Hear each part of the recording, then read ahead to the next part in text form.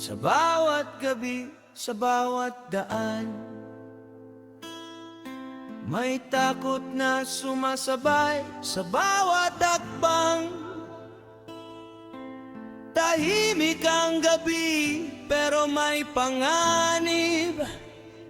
Lansangan ngayon, bakit parang impyerno sa paligid?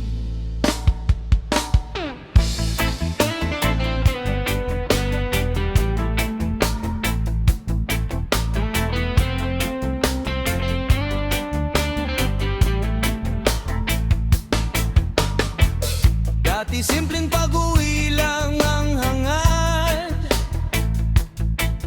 ngayon bawat liko puso'y kinakabahan.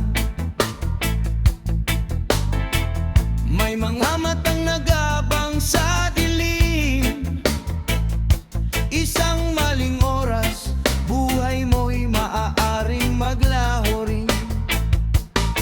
May nananakaw, may hinahabol, may inosenteng nadadamay sa gulo.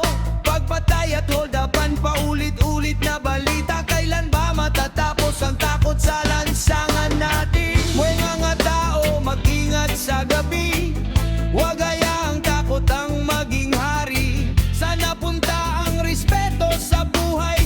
Bakit kapwa-tao ang pumapatay? Lansangan! Lansangan! Bakit puno ng takot ang bawat daan? Lansangan! Lansangan! May magnanakaw, may baril sa kadiliman. Gusto lang naming umuwi ng ligtas, gusto lang naming mabuhay ng payapa. Lansangan!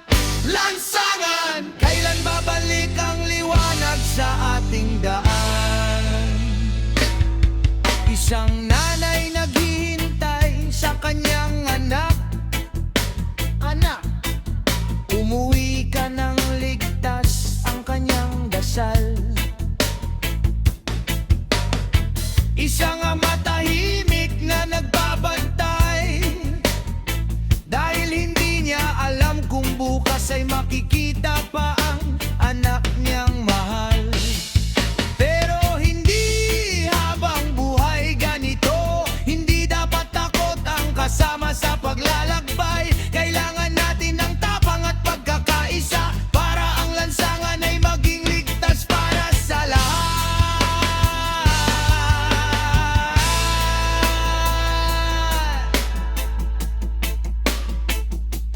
Put down the violence, let the people breathe.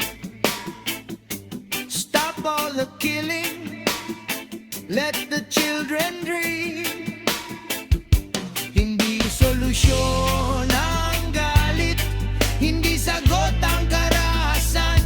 Kung bawat isa'y may malasakit, may pag-asa pa ang ating bayan.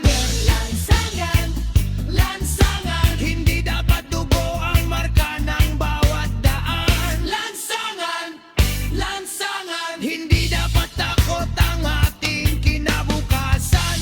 Sabay-sabay nating isigaw, kapayapaan ang kailangan ng bawat tao. Lansangan, lansangan, gawin nating ligtas muli ang ating daan. Sa bawat hakbang, sa bawat daan, may pag-asa pa